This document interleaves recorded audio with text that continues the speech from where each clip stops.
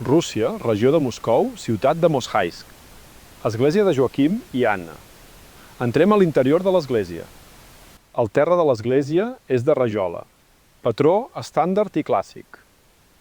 I aquí és com si hi hagués una bonica catifa a terra.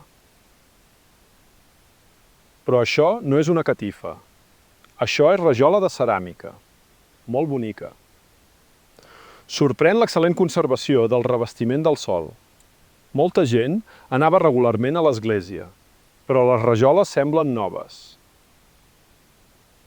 Vaig preguntar als funcionaris de l'església local. Les rajoles de l'església no es van restaurar.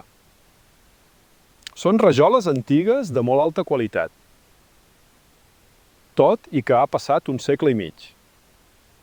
Aquí hi ha una inscripció del fabricant. Cos i Dur, Moscou, zona de la Porta Vermella. De fet, aquest no és un fabricant, sinó un representant de vendes. Les rajoles ceràmiques van ser fabricades per l'empresa alemanya Villeroy & Boch. Kremlin de la ciutat de Moshaïsk, catedral de Sant Nicolau. Un edifici d'una bellesa impressionant. Tanmateix, l'interior de l'església té un aspecte diferent. Les mateixes rajoles al terra. Es fan diferents colors i diferents patrons en diferents llocs. Cel estrellat al terra del temple. Dissenys i patrons molt variats. En aquesta església s'han caigut rajoles de ceràmica en alguns llocs.